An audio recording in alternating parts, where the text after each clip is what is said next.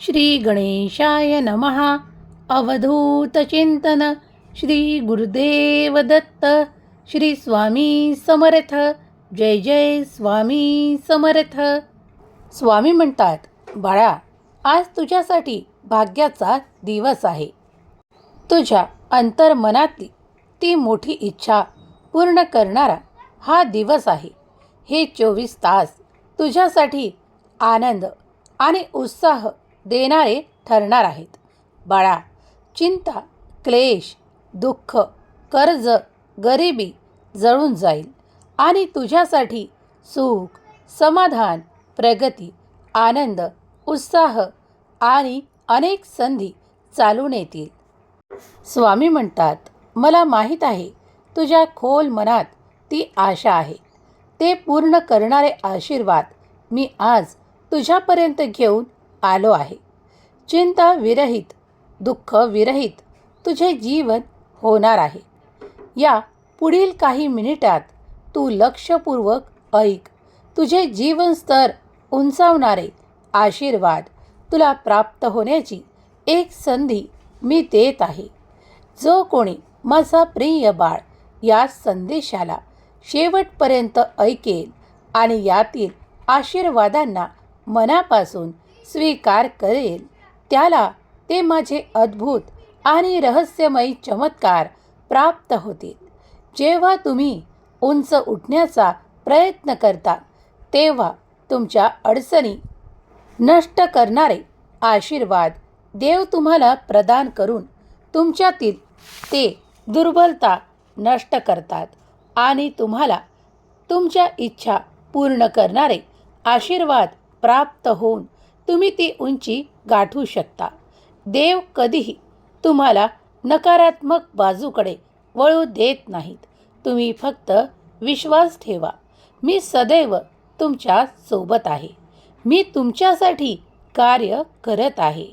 जो कोणी माझ्या कार्यांवर मन विचलित न होऊ देता संपूर्ण विश्वास ठेवतो, त्याला माझे अद्भुत चमत्कार प्राप्त होतात. जर तुम्ही या संदेशाला ऐकत आहात, तर तुम्ही माझे प्रिय आणि खूप काही संघर्ष टाळण्याचा प्रयत्न करत आहात. होय बाळा, आशा सोडू नकोस, कारण मी तुझ्यासाठी जे काही आशीर्वाद देत आहे ते तुझ्यासाठी उत्तमात उत्तम आहेत. जेव्हा तू ते मनापासून स्वीकार करायला तयार होशील, तेव्हा ते तुझ्याकडे येतील. जर तू या क्षणाला सज्ज असशील, तर होय स्वामी, मी सज्ज आहे अशी कमेंट करायला विसरू नको. देव तुमच्यासाठी अनेक आशीर्वाद आणि चमत्कार पाठवायला तयार आहेत. तुम्ही ते स्वीकारण्यासाठी सज्ज आहात. स्वामी म्हणतात, कधी कोणी तुझ्याकडे काही इतरांबद्दल सांगून तुझ्या मनात त्या व्यक्तीबद्दल काही चुकीचे रुजवत असेल, तर खात्री केल्याशिवाय त्या व्यक्तीला चुकीचा मानू नकोस. बाळा, पाऊस तिथेच पडतो आणि शेती पिकते, पण नुसतं विजांच्या गडगडाटाने पाऊस पडत नाही हे ध्यानी धर. जे कोणी तुमचे कान खूप काही दिवसांपासून वेगवेगळ्या गोष्टींनी भरू पाहत आहेत आणि तुमच्या काही नात्यांना तुमच्यापासून दूर ठेवण्याचा प्रयत्न करू पाहत आहेत, त्यांना तुम्ही सफल होऊ देणार आहात. जर तुम्ही हे मान्य करत असाल, तर तुम्ही चुकीचे करत आहात. बाळा, लक्षपूर्वक ऐक. देवाने तुम्हाला जे काही नाते दिले आहेत, ते प्रेमासाठी, आनंदासाठी दिले आहेत. जर तुम्ही त्यात चुका शोधत बसाल, तर प्रत्येक नात्यात तुम्हाला चुकीचे हे प्रत्यक्षात दिसून येईल आणि कळता न कळता ते नाते दुरावल्या जाईल. इथे प्रत्येक जण आपल्या काही चुका दुरुस्त करण्यासाठी आहे, तर कुणी वारंवार त्या चुका करत आहे. पण जो लक्षात घेऊन त्या चुकांना परत न करण्याचे ठरवतो आणि एक चांगला प्रयत्न करण्यासाठी पुढे येतो, त्याचे नाते कायम टिकते आणि त्याला त्या नात्यातून प्रेम, गोडवा, आपुलकी, जिव्हाळा सर्व काही प्राप्त होते. आणि सर्वात मौल्यवान म्हणजे विश्वास. विश्वास जेव्हा तुटायला लागतो तेव्हा नाती दूर व्हायला लागतात. तेव्हा विश्वासाने नाते जुळवून ठेवायचे असेल तर एकमेकांना ओळखणे आणि विश्वास ठेवणेही तितकेच आवश्यक आहे. देव म्हणतात, कधीकधी कुणाचे ऐकल्यापेक्षा 4 पावले पुढे जाऊन स्वतः खात्री करून व्यक्तीशी बोलून आपल्या सुसंवादाद्वारे काही गोष्टींचा उलगडा करावा आणि त्यानंतर ठरवावे उचित की अनुचित. देव म्हणतात, बाळा, प्रत्येकामध्ये काही गुण आणि दोष आहेत. जर तुला प्रेम, आपुलकी, आनंद प्रसारित करायचा आहे तर तीच लोक तुझा आदर, सन्मान आणि तुला खूप काही महत्त्व देतील.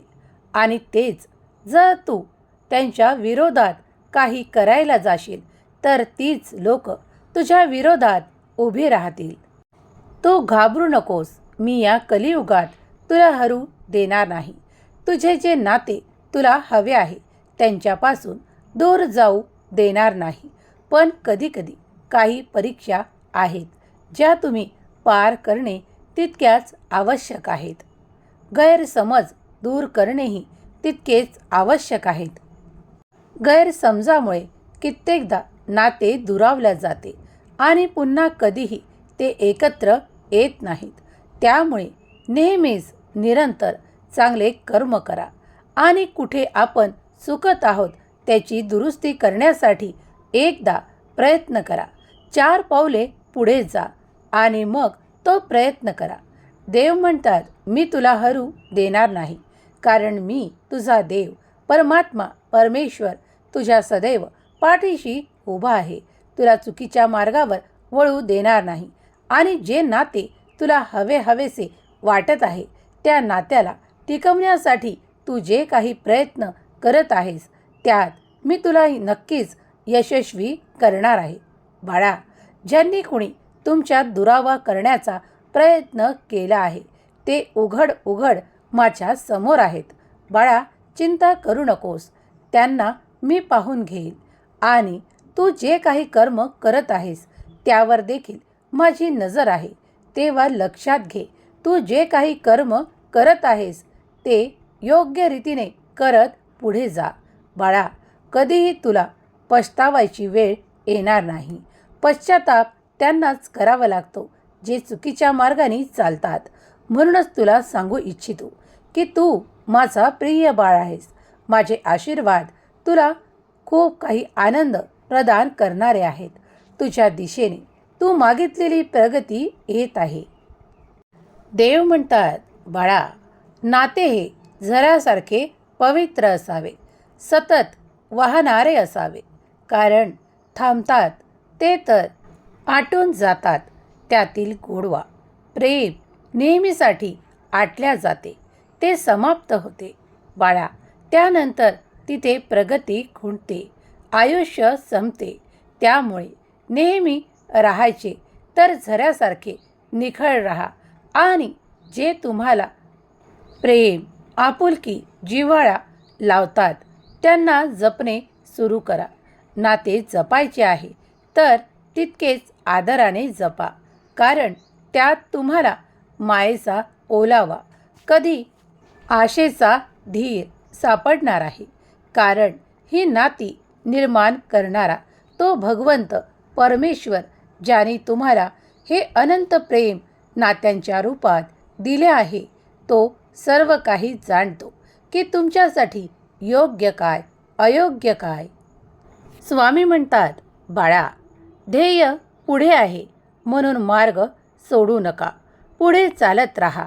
तुम्हाला जे हवे आहे ते या मार्गातच प्राप्त होणार आहे.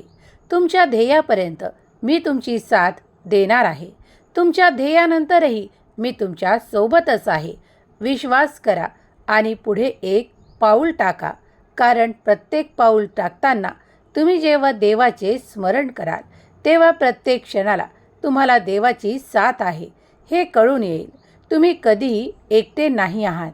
जेव्हा तुम्ही देवावर विश्वास ठेवून आपले कर्म कराल आणि त्या कर्मांसोबत काही चांगली कर्म कराल, जेव्हा तुम्ही मनापासून कुणाला काहीतरी मदत कराल, तेव्हा देव अधिक प्रेमाने आणि आनंदाने तुमच्याकडे कृपादृष्टी करून तुमच्यावर आनंदाचा, आशीर्वादांचा वर्षाव करतील. तो आशीर्वाद स्वीकार करण्यासाठी मी सज्ज आहे अशी कमेंट करा. जर तुम्ही सज्ज आहात तर देव तुमच्याकडे आनंद, उत्साह, प्रगती, विपुलता, भरभराट पाठवत आहे. ती स्वीकार करा. ज्या मार्गावर तुम्ही चालत आहात, तर स्वामी सांगतात, बाळा, ज्या मार्गावर तू चालत आहेस त्या मार्गात अनेक खडतर असे प्रवास होते. ते प्रवास मी टाळून तुझ्यासाठी सुखकर प्रवास निवडून दिलेला आहे. तू मात्र त्याच्यावर प्रामाणिकपणे चालायला हवा. जो शंकाविरहित देवावर विश्वास ठेवून, श्रद्धा ठेवून, आपल्या कर्मात कुठलीही कसूर न सोडता एकाग्र मनाने चालत राहील, त्याला ते मोठे यश नक्कीच प्राप्त होईल. माझा आशीर्वाद निरंतर तुमचे सुख वाढवणारा आहे, तुमच्या गरजा पूर्ण करणारा आहे. कधीही विसरू नका, तुम्ही जेव्हा देवाचा धावा करता तेव्हा देव तुमच्या दिशेने अफाट अशी ऊर्जा पाठवत आहे. मन एकाग्र करा, एक चित्त करा आणि त्या परमेश्वराचे ध्यान करा. त्या ध्यानात तुम्ही जेव्हा भगवंताला पाहाल तेव्हा तुमच्यासाठी अत्यंत आनंद आणि शुभचिन्ह दिसू लागतील. कधीकधी तुमच्या जवळ असलेले काही कठीणही असेच निघून जाईल. कळत न कळत तुमच्या वाटेवरच्या अनेक अडचणी दूर होतील, कारण देव तुमच्यासाठी अनेक आशीर्वाद पाठवत आहेत. अनेक चमत्कार जे अद्भुत आहेत, तुमच्या बुद्धीच्या पलीकडे आहेत, ते सुद्धा तुम्हाला प्राप्त होतील. या ब्रह्मांडातली अशी दिव्य शक्ती तुमच्यासाठी कार्य करत आहे, ज्याच्यावर तुम्ही फक्त विश्वास ठेवायचा आणि पुढे पाऊल टाकायचे. तेव्हा तुमच्या मनातील त्या अतृप्त इच्छा पूर्ण करणारे आशीर्वाद तुमच्या दिशेने येत आहेत हे विश्वासाने ऐका आणि ते मनापासून स्वीकार करा. जो स्वीकार करेल त्याला ते प्राप्त होतील.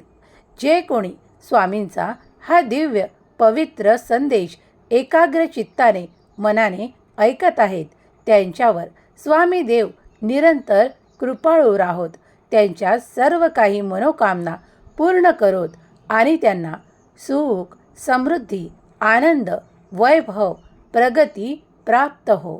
त्यांची मुले बाळे सुखाने, आनंदाने जीवन व्यापन करून आपल्या माता पितांचा योग्य तो सन्मान करोत. हीच स्वामी माऊली चरणी प्रार्थना. जे कोणी या क्षणाला हा पवित्र दैवी संदेश ऐकत आहेत, त्यांची मुले बाळे त्यांच्या ऐकण्यात राहोत, त्यांच्या मनाविरुद्ध ते कोणतेही कृत्य न करोत. हीच स्वामी माऊली चरणी प्रार्थना. स्वामी माऊली त्यांना त्यांच्या मुलांकडून उत्तमात उत्तम सुख प्राप्त करून देवत, त्यांना आनंदाच्या बातमी प्राप्त करून देवत. हीच स्वामी माऊली चरणी प्रार्थना. केलेली सेवा स्वामी चरणी अर्पण करते. अवधूत चिंतन श्री गुरुदेव दत्त. अवधूत चिंतन श्री गुरुदेव दत्त. अवधूत चिंतन श्री गुरुदेव दत्त. अवधूत चिंतन श्री गुरुदेव दत्त. अवधूत चिंतन श्री गुरुदेव दत्त. अवधूत चिंतन श्री गुरुदेव दत्त.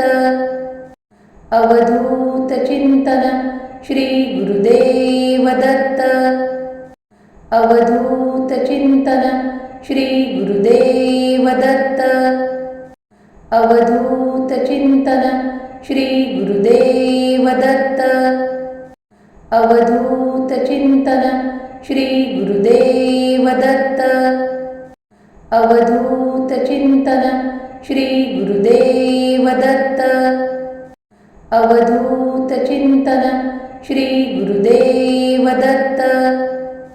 अवधूत चिंतन श्री गुरुदेव दत्त.